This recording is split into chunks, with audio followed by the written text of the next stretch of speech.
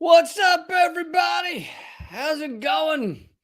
Thanks for being here. The communists are coming, man. They're coming. They're gonna get us all. That's what the that's what the White House wants you to believe. I got a great clip to play for you here in a minute. Please take a second to click thumbs up and like and share it and all that good stuff. I'm the most censored comedian in America. Had thousands of videos banned globally. And but the White House wants you to know it's the communists that are fucking shit up. By the way, I'm not going to talk about Iran. I talked about it the other day, and look, it's fucked up. People don't even understand both can be true. Something fucked up can happen in a country, and also the U.S. or whatever Western interests can be part of facilitating propaganda around said event. They can be part of facilitating protest movements. It's basically shock doctrine. A bunch of fucking assholes sit around and wait for something, anything to happen. And then they go, all right, do it. And they pounce on trying to create some massive protest movement. And here's the thing, I don't know the reality on the ground in Iran. I don't know who does, but here's the thing: it's like if these cops did kill this woman for not wearing a headscarf or whatnot, yeah, it's completely fucked.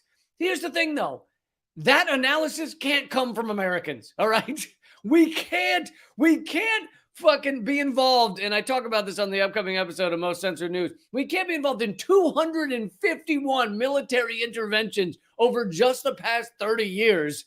That's congressional numbers, by the way, 250 over 30 years. We can't be involved in creating coups around the world, destroying lives, killing people with economic war at a breakneck pace. We can't be involved in that and then go, but this country over here is violating human rights.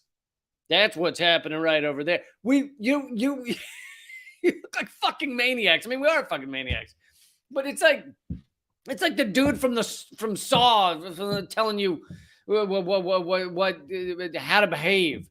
It's like Bill Cosby telling people to pull their pants up. Like, it is the level of hypocrisy should just make people's brains explode. Yes, when fucked up shit happens around the world, absolutely, people should be furious. They should be protesting. It just can't come from the United States. We cannot. We are serial murderers, more so than any other country over the past 30 years. And yet, here we are being like, well, that thing that happened, that woman that was killed there, that right there is wrong. Meanwhile, we're high-fiving Saudi Arabia as they decapitate people for being gay. We're giving a big pat on the back. Good job, Saudi Arabia. We love you guys. As they're executing trans people, we're fucking thrilled. It's my buddy. It's my pal over there. What a great job he's doing. Then we turn around and we're like, Iran is violating human rights. Let me tell you what Venezuela is doing. All right, so let's get into it. I want to play this clip from the White House, the White House press secretary. Now, a bit of backstory on this. You might have seen it like a week ago or whatever it was. The maniac. Oh, God. You know what's great about America right now? We're in late stage empire, late stage fucking capitalism. And now you just have almost entirely sociopaths running all of the systems. But you have warring factions of sociopaths. So watching sociopaths go at each other is fucking incredible. It's fucking amazing. It's honestly, if it weren't impacting our lives in such an awful way, it could be really fun to watch this. So you got a sociopath governor in Florida, DeSantis. And so he shipped, most of you probably already saw this, he shipped migrants, undocumented, right? Migrants to Martha's Vineyard, and he drops them off there. And by the way, it's now come out that they had, they were given pamphlets, brochures telling them why they should get on this plane to Martha's Vineyard. And the brochures gave them all these promises that weren't true. So the brochures they're being handed is like, you'll be given all these awesome things if you get on the, yeah, they'll help you out. And so he ships them to Martha's Vineyard. And his thing is, well, that's a sanctuary city, so I'm dumping them over there because you guys want to take care of them. So he's all excited about that. Don't worry, I'm getting something else. I know you guys have already heard analysis of this shit. But so he goes and dumps them there. Then the White House responds to this in the most amazing way. I mean, honestly, like, I'm not sure if there's a way to respond to this in a dumber commentary than this press secretary. But all right, just watch part of this clip. Oh, hold on. Let me get rid of that background.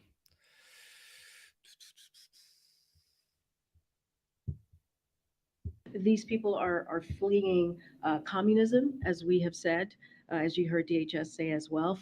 Falling authoritarian regimes in Venezuela, Nicaragua, and Cuba are causing a new migration challenge across the Western Hemisphere. Let's remember, these folks are fleeing communism. When you think about Venezuela, what's going on in Venezuela, when you think about what's going on in Nicaragua, when you think about what's going on in Cuba, they are fleeing political persecution only to be used as a political pawn by the Florida governor. They are used. All right. First of all, she says Nicaragua not once but twice. Now, anybody can trip over a word. I wasn't going to say anything at first, but Nicaragua twice. So, for folks in Nicaragua, it sounds like it quenches your thirst. Nicaragua sounds delicious, honestly. But anyway, beyond that, this and the rest of the clip is just her saying communism 5 more times. And so the most obvious point to be made here is they're not fucking fleeing communism. They're fleeing U.S. economic war on their country. That's what they're fucking fleeing. They're fleeing the fact that our economic sanctions, which is a polite term for economic war, which, by the way, does kill. So when people talk about economic war, like, oh, it's not as bad. Oh, it's just sanctions. Oh, it's a sanction. It's a slap on the wrist. It's a little sanction just to tell them to behave a little differently. No, it's economic war, and it destroys lives, and not just in death, but in many ways. But analysis... UN analysis or independent, think tanks and reports of analysis in Venezuela. The earlier report from a few years ago said 40,000 people had died based on our economic war on Venezuela. Now it's up to 100,000 people have died because of our economic war on Venezuela.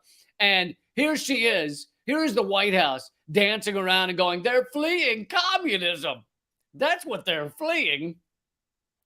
You know, it's like if there was a Christian family next door and you really hated them, and so you just unleashed a beehive into their house, and they came running out of the house, and you were like, clearly they're fleeing Christianity. That's why they came running out of the house, going, ah, the bees, the bees, the bees. They were fleeing Christianity. Yeah, they're fleeing economic war. They're fleeing. Yes, Venezuela is struggling because of our economic war on them. They were doing quite well before that. In fact, they were one of the fastest growing nations in Latin America, and they eliminated poverty over the span of like 10 years. They had a lot going for them until the U.S. decided it was economic wartime. And the U.S. does that for multiple reasons. One is we can't have a successful nation that's outside of the petrodollar, because the petrodollar is where we get our power from, our money, our power. Also, we don't like the threat of a good example. We don't like a country that is socialist and eliminates poverty and eliminates homelessness and has free college university, like free universities for people. That kind of stuff looks bad. Free healthcare, of course. That kind of stuff looks bad to the United States. Now, does their healthcare kind of suck right now? Well, possibly, because they can't get fucking any of the medication that they want, because the U.S. has created a blockade that, you know, they're able to trade with a little bit with Cuba, a little bit with Iran. And in fact, I covered the other day that the U.S. has a political prisoner in the United States named Alex Saab, who was a Venezuelan diplomat who we grabbed when he was outside of Venezuela. He was working with Iran to get more money for their food program in Venezuela. And we kidnapped him, literally kidnapped him, and put him in a prison in the United States in Florida. So here is the White House going after Florida, going after DeSantis, saying, how dare he? And by the way, he's completely fucked up, sociopath. Absolutely. Amen. However, they're like, how dare he take these migrants, take these immigrants and make them political pawns? And what is she doing? She's making them political pawns. That's exactly what she's doing. And in fact, not even... Here's the thing. You'd be making them political pawns even if they were fleeing communism, because you'd be focusing on the fact that they were fleeing communism rather than taking care of them. But instead, they weren't fleeing communism. They're fleeing fucking economic war on their country. Same with Cuba. If there were Cuban migrants in this collection of people, which I heard they were mostly Venezuelans. I don't know that there are that many Cubans fleeing to the United States these days. But anyway... it's just amazing. She's pointing to countries that have zero poverty, zero homelessness, or close to zero, and yet she's like, they're fleeing the communists are coming here. No, fucking idiot. But you do have to worry about Nicaragua. Nicaragua is a serious problem, folks. And by the way, so there are two or three sides in this story to mock and make fun of mercilessly and say these people are fucking sociopaths. You got DeSantis basically grabbing up migrants, people fleeing tough conditions. And it's not just economic war. The U.S. has also done other things to Latin America to destroy countries down there. Created coups, put fucking right-wing horror shows into the governments down there. So there's a variety of reasons people flee Latin America, but many of them are at least partially connected to the U.S. empire and what we've done to Latin America because we consider it our backyard. But so so you've got DeSantis, who's a fucking sociopath, shipping them to Martha's Vineyard.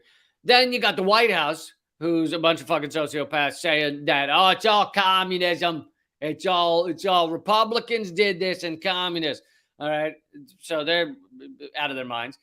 And then you've got the third group of people that should be mocked for this story. And this one you might not have heard about.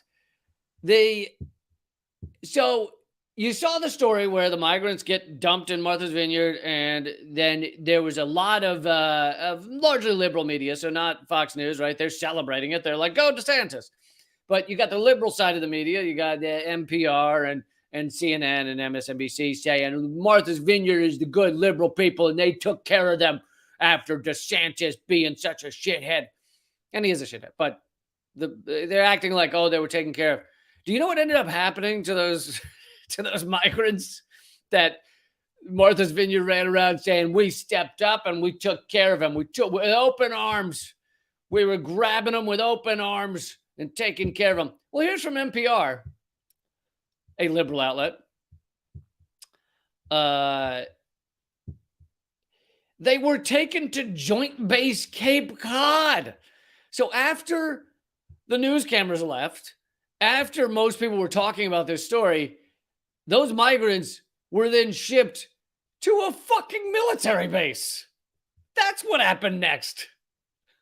I love that the liberals across America were like, yeah, well, we were stepping up to take care of these folks.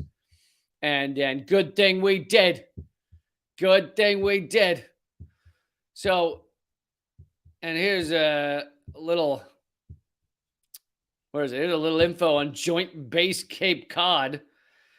The Joint Base Cape Cod is a full-scale joint base home to 5 military commands, training for missions at home and overseas, conducting airborne search and rescue missions, and intelligence command and control.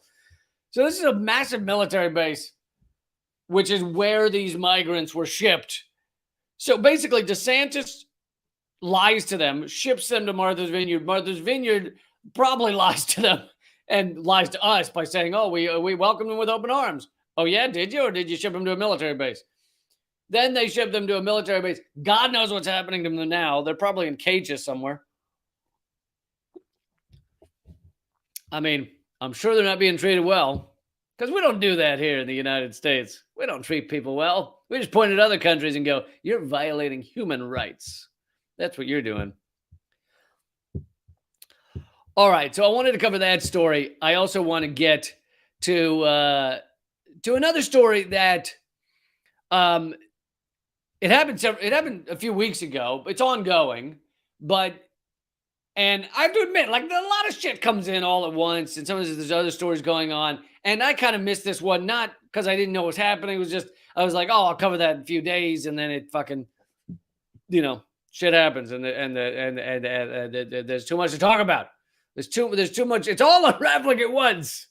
I think this might be a Carlin reference, but you know how in the toilet bowl, the water goes slowly at first, then as it gets slower and lower, it speeds up. Well, we're speeding. The chaos, the shitstorm is speeding up down at the bottom there of the shit tornado. So there's more and more stories to try and cover, and I just can't keep up with them all. Anyway, so this happened a few weeks ago, but of course, it didn't get nearly the coverage of the FBI raid of Mar-a-Lago. But around not long after, the FBI raided a black socialist group, and you may have heard something about this, but there are updates. And I asked for topics at leecamp.net. That's something else I do there. And if you can join that community, we talk about what topics cover. We talk about what issues are going on in the world. So check out leecamp.net when you get a chance. But so I asked people what to talk about, and a couple mentioned this. So I wanted to get to it. The FBI raided a black socialist movement called the Uhuru movement, and they've been around for years. And I'll give you some details of the attack. Now, even if you've heard of this story, I don't know if you heard of how egregious and fucking awful this attack was. The FBI on American citizens fucking storming their houses simultaneously in Florida and St. Louis. In St. Louis, Missouri, and St. Petersburg, Florida. They just went after the Saints.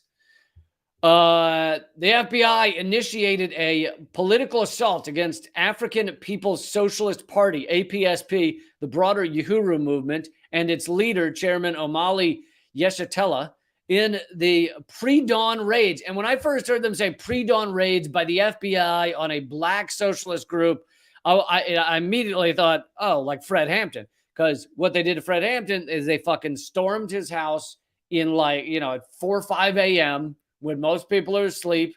And sure enough, he was asleep. And they riddled him and his bed and his bedroom with whatever. I don't remember whether it was 60 or 100 bullets. Of course, killing and assassinating Fred Hampton, a well-known Black Panther leader. But the real reason they had to take him out is because he was working to unite different causes. He was working to unite people against the American empire and the capitalist system. And you can't have that. So they took him out. So pre-dawn hours, the attacks happened at a time when the FBI assumed our leaders would be in a vulnerable state. It was also an attempt to make it impossible for our leaders to connect with one another. The home of Chairman Yeshitela and the deputy chair in St. Louis were broken into with the use of flashbang grenades, shattering windows around the house. Chairman O'Malley was met with a laser sight, from a gun, dotting his chest. A statement that the colonial state was prepared to assassinate him at any moment. The FBI sent drones into the home and temporarily detained the leadership with handcuffs, forcing them to sit on a curb. Their cell phones and computers were stolen. The same type of attack was being done simultaneously at the Uhuru Solidarity Center, an institution that's part of the Black Power Blueprint. That's another organization bringing the struggle for Black Power into the heart of the community. The FBI used battering rams to barrel through the doors in the apartment homes. And later in this article, they make the point that although the FBI did raid Trump's Mar-a-Lago, they certainly did it nothing like this. They, as far as I know, didn't handcuff anyone. There were no laser sights and sniper rifles being pointed at people. They may have had them on their person, but they didn't point them at people. There were no flashbang grenades. There were no windows broken. In fact, the FBI went to Mar-a-Lago like a month before or a few months before to discuss the documents that they said they wanted from them. And, you know, I'm not saying that FBI raid was right or necessary, but there's a big difference between the way Trump was treated and the way this group was treated. The raid lasted 9 grueling hours, knocking them offline, unable to communicate across the airwaves with the use of Black Power 96 radio. I think that's a radio station they're regularly on. They stole entire file cabinets of financial records, computers, hard drives.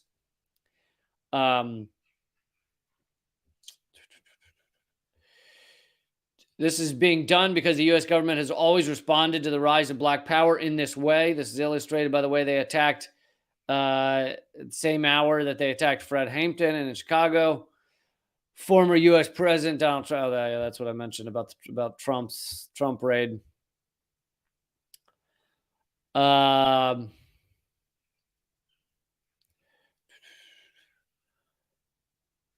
So, yeah, I mean, there's a lot more here about the anti-colonial struggle, and they understandably call the white leadership of this country. And it doesn't matter whether you have a black vice president or a black president. This is their systemic racism still exists. This is a heavily white structure, power structure in this country. And in fact, in the rare moments that you get a black vice president or a black president like Obama, it's the reason that was allowed to happen, unlike a Bernie Sanders. The reason that was allowed to happen is because they had proven, Obama and Kamala Harris have proven that they are going to abide by and do as the white supremacist empire wants. So they're going to go along with the corporate state exactly as the last president did. So there's no fear. There was never any fear among the white establishment in the United States that Obama was going to change things. So they had no worry about that. And, it's the same similarly with having a woman as vice president, or if there had been a woman president, if Hillary had won, they had no worry that they were going to change things for women across this country. No, of course not. These people have already proven that they are exactly the same as all of the sociopaths that came before them. So there's no risk there. A couple of them proved to be somewhat different, and they were the risk. So Bernie Sanders, Tulsi Gabbard, if she had elicited more votes, maybe Marianne Williamson, but now those are threats to the ruling elite. They are threats to the power structure. However, Tulsi Gabbard has now proven herself to be largely a right-wing candidate. I don't know what she genuinely believes in her heart. It seems to change day to day. So I don't know if she just goes where the love is. It's unclear. But and then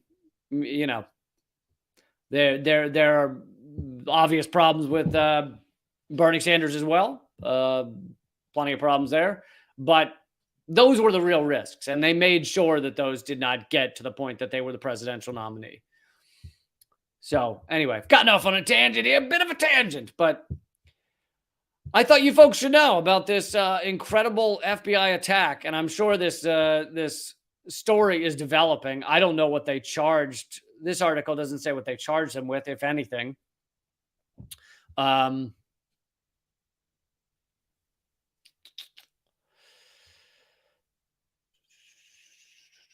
It says its chairman, Omali Yeshitela, who didn't surrender following the defeat of the Black Revolution of the 1960s. He began to assess, sum up, and answer the questions left outstanding with our defeat. He went on to build the party in 1972, developing the guiding theory of African internationalism to find and thrust forward the colonial question.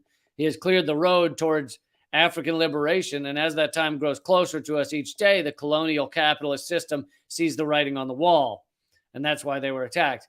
Now, I don't know what his definition of African liberation is, but I don't think that's the writing they see on the wall. I think the writing they see on the wall is that we are in a late stage empire. We are in a late stage capitalist system, and the U.S. is getting more and more desperate. So it's attacking, but most of us it attacks via censorship. So deleting my YouTube page, 250,000 subscribers, over 1,000 videos just banned around the world. Most of it it's dealt with through censorship. Some it deals with through actual FBI raids and fucking flashbang grenades. So I'm noticing some of the comments. Someone says I look tired. Well, thank you. I appreciate that. I always love that when someone, it's because I'm fucking tired, It's like, believe it or not, I do a lot of shit. So yeah, but I always love that when someone's like, hey, you're like, hey, how you doing? You're like, wow, you look tired. Oh, thanks, man. Yeah, I really appreciate that. No, it's just my face. I just look shitty. I just have a shitty face. I've had a shitty face for a long time. Never a compliment when someone says you look tired. But, and then Jenny says, Tulsi is still solidly. No, she is not. She is not. I have watched many clips and I can't speak for everything Tulsi believes. I can't, I don't watch everything she says, but I have watched several clips that are plenty in context. I'm not taking things out of context. She believes there is a crisis at our border under the Biden administration. And Biden leaves open borders. Okay, the Biden administration has not left the borders any more open than Trump. In fact, he has more heavily funded things like ICE and DHS. Trump was a fucking horror show, but under Biden, it's no different. So Tulsi acting like Joe Biden has created open borders. I mean, that is a garbage right-wing talking point. It is fucking idiocy.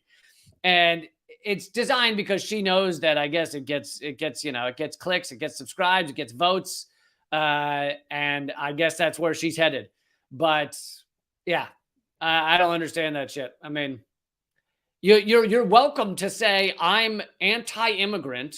I don't want to allow any of the victims of our coups, our fucking the economic hardship. Honestly, if Tulsi had an honest bone in her body, when she's asked about all this immigration, she spent a lot of time, like I do, talking about how this immigration, what immigration there is coming to America, is caused by fucking us. It's our own attacks on other countries. If she were to spend a lot of time talking about that, then I'd be like, goddamn right. But instead, no. She just says, oh, we have this crisis at the border. Well, why is there a so-called crisis at the border? And besides, that's not our, what's the real problem in America? What's really causing? See, the other thing is immigration in general. And there is some immigration. I'm not denying that. But immigration in general is used to get working class, average Americans, some right wing, some Democrat, whatever, doesn't matter, to get them to vote for you or follow you or whatever in a non-election year, follow you, subscribe to your shit, whatever.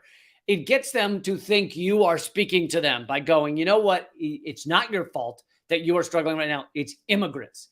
And that's been a long time, right? You've been hearing that for years. That's nothing new. And in fact, it's being used across Europe. It's actually helping to usher in far right governments in places like Sweden and Italy. Just had their first near fascist government come into power since World War II. And what is their big issue? Immigrants, right? Immigrants. Now, that doesn't mean immigrants aren't something that people can talk about. You see a lot of people that aren't from your country or weren't from your country a year ago. All right, let's discuss that. But the true harm, the true thing that is oppressing people's lives, making it difficult for people to pay bills, making it difficult for people to take care of their families or to afford their education or afford their health care, is fucking capitalism. It is the sociopaths that run the capitalist system. It is putting profit on everything. Fucking healthcare has a dollar sign on it. Whether your kid dies because he can't get the medicine he needs, that has a dollar sign on it. That's why people are struggling across America and across most countries. But worse in America when you're in late stage empire, late stage capitalism. Maybe it's worse. And of course, climate crisis is another one. And climate crisis is causing migration. So there you go. Is Tulsi saying all these things? No, not that I've heard. These are not her focus. But of course, these are the heart of the true problems hitting Americans right now. And for people that think that's not the true problem, then I think they're either lying to you or they haven't taken a few minutes to study. So, yeah. All right. Moving on to the next topic. And soon we will go to, soon this live stream will just be at rumble.com/Lee Camp. If you're watching it there, it'll just continue straight through. It's free to watch there. There's no charge or anything. So, so someone here is saying that Tulsi also agreed with Sean Hannity on climate. I assume Sean Hannity must have said that climate crisis is not a thing. Isn't that his general stance? So yeah, completely. These people are completely fake sociopaths. I know I use that word a lot, but no, like legit sociopaths. They want to tell you what helps their fucking campaign or their TV show. They don't care if it's the truth or not. And, you know, it's on watchers, viewers to figure out the people that are willing to tell you things that might not go with whatever's easy, things that might not go with the trend. In fact, I'm about to get to something else that, you know, might not help me with the numbers. I don't know, but I follow the truth. No matter what. So I can't help but follow the truth. That's just what I do. So if you don't like it, I am sorry about that. But anyway, let's get so this next topic is one that has gotten it's gone viral as a bit too extreme, but it's been popping up. And I didn't address it at first because it seems so fucking stupid that it just made me laugh because it's too dumb. But people keep talking about it. And so now I'm going to, and I thought Danny Haifong did. I had him on the other day, by the way, on the live stream. So maybe you already know who he is. He did a good analysis of this MAGA communism thing that people are trying to pretend is an actual thing. MAGA communism, make America great again communism. Somehow combining Trump and communism. Oh, God. Here's the reason I didn't initially address this is because it sounds like just someone having a seizure. It sounds like just, well, I like Donald Trump, but I like communism. Like, something short-circuited in your fucking brain. But Danny Haifong treats it with kid gloves. He treats it far more sweetly than I would. And so he goes in his article. And by the way, he writes for Black Agenda Report, which is a great outlet. They've been heavily suppressed and censored as well. And you'll get Black Agenda Report as well as many other great outlets at radindiemedia.com. That's a site I created that is completely free to use. There's no ads, there's no corporate donors, there's fucking nothing. In fact, I think I lose money every month on it because, you know, just to pay the hosting bills because there's except for occasionally someone donating, there's like really no way to make money with it. So it's just a site to collect awesome media all in one spot. Anyway, Danny Haifong says a fashionable online trend called for a MAGA communist movement. And by the way, Danny does call himself a communist. I don't call myself an ist of any kind because I don't think it's not useful to what I do. But on top of that, I don't like being put in a box. I don't like everything I do is to fight to get out of the Overton window. Like, that's not the allowable talking point. So I don't want anyone to say, no, here's the ist you belong to, and I'm going to tell you what you believe. Fuck you. No. So I don't do that, but I respect Danny's viewpoint, and he is very smart. So I think you'll get a lot out of this article, even if at times it's slightly different than the way I might say it. But says it called for a MAGA communist movement. The reasoning behind this is simple. MAGA inspired millions of mostly white workers to support Trump's anti-free trade, anti-NATO, and pro-détente with Russia campaign message. Trump's political base, therefore, is assumed to possess more revolutionary potential than the Democratic Party camp. And he gets into some of these things, but let's be clear here. Trump may have said those things, but he's not actually of any of those things. He's a fucking garbage piece of shit, and he lied to people to get elected. So when he says anti-free trade, it's like, yes, he has some isolationist tendencies, but he didn't change NAFTA barely at all. Hey, I rewrote NAFTA. Nah, you fucking didn't. You changed the word "and" to "the" or some shit. Like, he's barely literate. Like, he didn't change NAFTA. And then he pulled out a Trans-Pacific Partnership because of activists like you and me that made it something that was a campaign football, political football for him to kick around. So that's why he pulled out a Trans-Pacific Partnership, because not because he actually cared what was in it. He's not anti-free trade. And by the way, free trade is a fucking euphemism. Free trade means corporate rule. All right. That's what free trade is all about. Free trade is about corporations minimizing, remember this quote, minimizing the threat of democracy. It is about corporations having things locked into place so that they can destroy areas of the world and not worry about whether you and I vote for something to change, or people in other countries. We don't have a real democracy in the United States. We have a legit, an illegitimate, fraudulent bullshit bought off system. But in other countries, they do have closer to a legitimate democratic republic. And in those countries, there's a fear by corporate America, corporate empire, that things could change for them if a new person gets elected. So they get these trade deals, which only 10 to 20% of them have anything to do with trade. And they lock in place what the corporate company, what the corporations want. That's what it is. So when Trump says he's anti-free trade, anti-corporate rule, he's not.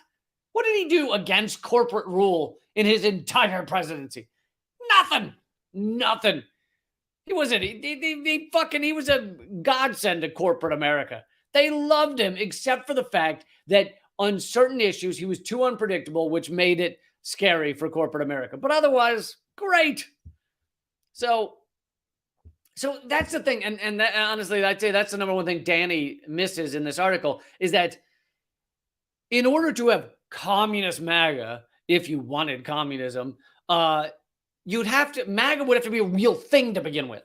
It would have to be a thing that actually mattered. Instead, it is all lies. It's like saying, I'm going to build this house. I believe in building a house, and I'm going to go over here to this cotton candy maker who really, people seem to like cotton candy, and I'm going to build this house out of cotton candy. Well, it won't fucking work, because cotton candy's empty. It gets wet and it dissolves. So it was full of lies. It was nothingness. It was a fucking ephemeral spider web of there's no meaning in MAGA. It's fucking fake to begin with. That doesn't mean the people that voted for it are all fake. They just got sold a lie, as do all of the liberals that vote for Democrats. They all got sold a lie. So, I'm not saying that everybody who voted for Trump is an asshole. They just got sold a bill of goods that's fucking fake. Some of them are assholes. But fucking plenty of liberals are assholes. All right.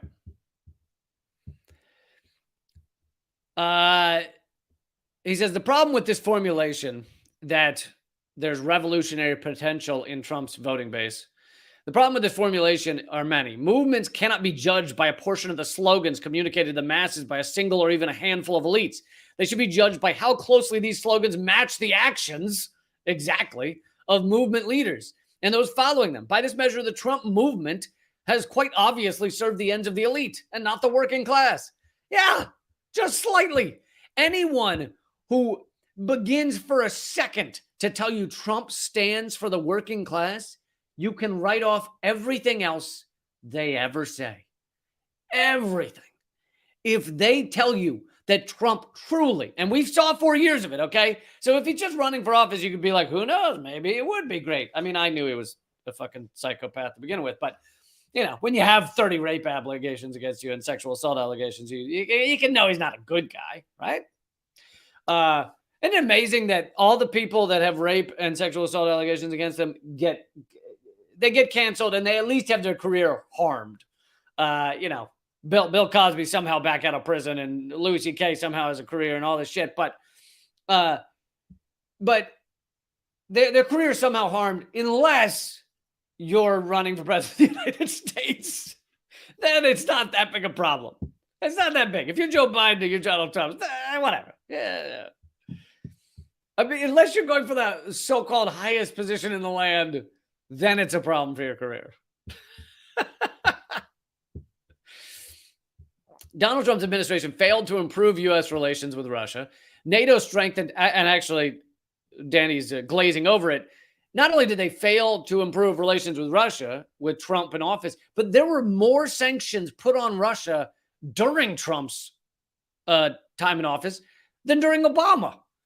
So anyone who wants to believe Trump somehow did great things between the U.S. and Russia, it's like there were more sanctions during Trump than during Obama.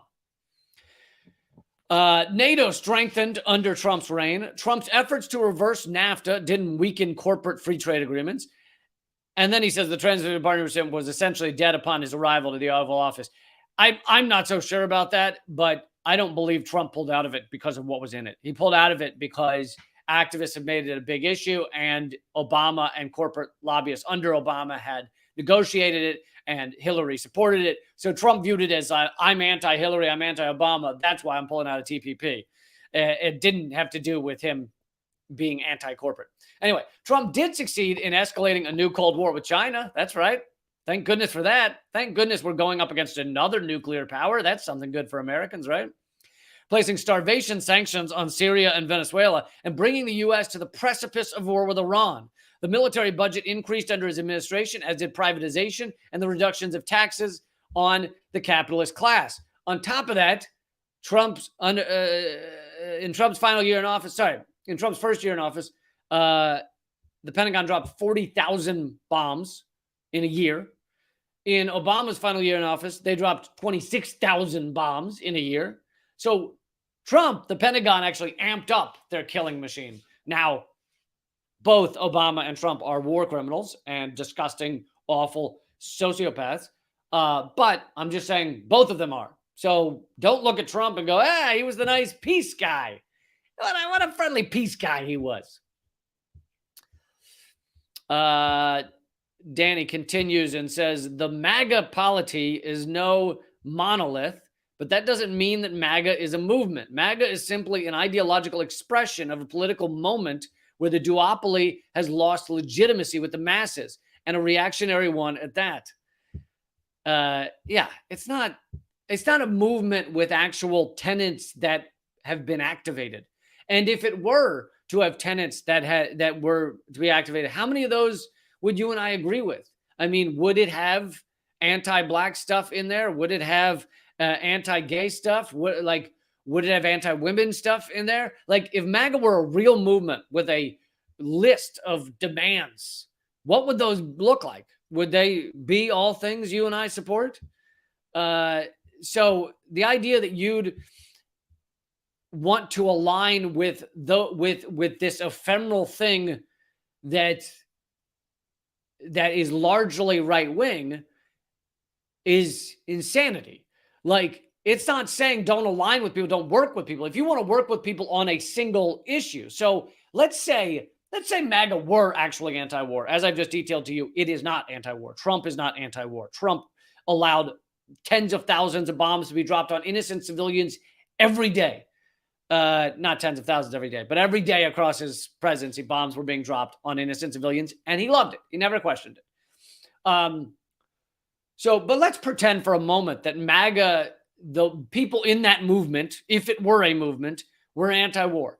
Okay, you could work with them on being anti-war, but to just say I work with all of MAGA and all of their tenets that they stand for, if they stood for anything, is insanity and stupidity. I mean, like, and that's part of the reason I haven't addressed this till now, is because I'm like, it feels like addressing like what a kid scribbled on an Etch-a-Sketch. You know, I'm like, I don't. That's not even a word. That's not. Why should I respond to that? That's not even a word. That's he just doodled. He, like it's like a kid doing a Mad Libs, and he walks up to you and goes, "Hey, Uncle Lee, did you know that Uncle Lee, Farty Pants, Minnesota, got a scorpion lodged in butt crack?" Ah! Like, would you address it? Would you be like, I got to address these accusations. I got to sit down and, okay, somebody get me a microphone. Somebody get me a like a soapbox I can stand on. I'm gonna address these accusations. I want everybody to know Uncle Lee did not Farty Pants, Minnesota. Okay, he did not. He does not. I repeat, does not. Do not believe the rumors that he has a scorpion in his butt crack. Do not. Okay, so that's what it feels like addressing this a little bit, which is why I didn't deal with it till now. But I thought Danny's dealing with it in a much kinder, gentler way. So, I mean, and I hope all of you knew this already. I hope you weren't thinking this was a real thing.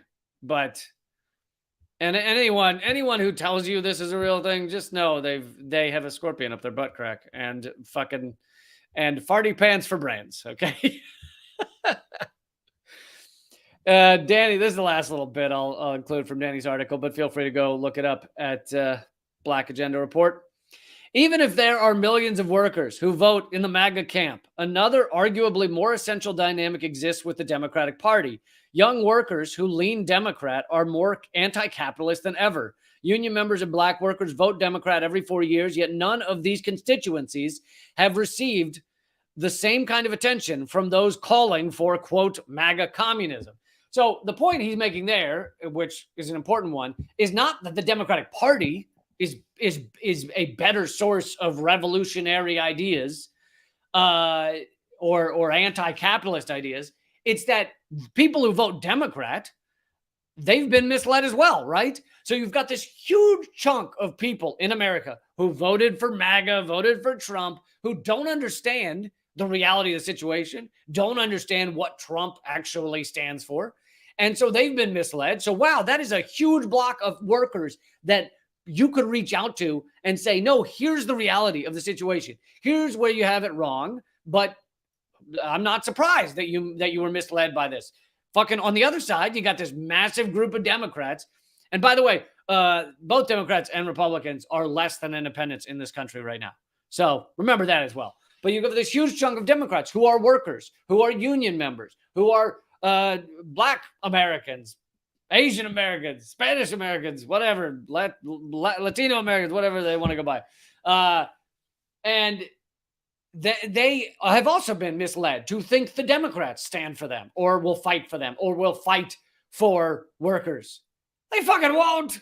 So why is there not attention to that block as well? Anyway, yet again, this probably didn't need that much addressing this idiocy. But in case you were watching any commentators who think this is a thing and support it, just know they either are lying to you to try and get clicks, or they truly have no idea what they're talking about. All right. So this live stream is now going just to rumble.com/Lee Camp. Here, I'll get the link for you so you can be lazy. I don't know. I don't know why you're so lazy. No, actually, I don't fault you. I don't. If someone told me to click something up, let's see here. All right, I just put the link in the comment thread. You can go straight there. It's free to join there. And now the live streams on Facebook and YouTube will cut off. But I hope you will also see fit to join leecamp.net, which is on the screen right now. Oh, and also I'm performing live soon. I think it's next week or something. And I need to get some sort of control in my life. I don't even know where I am. In Stockholm, Berlin, and London. So look that up at leecamp.com. That is not the same as this site on the screen, leecamp.net. Leecamp.com is my website. Leecamp.net is my locals community that you can be a part of. So leecamp.com, click the schedule tab, and you can find tickets to those shows if you'd like to attend. All right. Goodbye, Facebook people. Goodbye, YouTube people.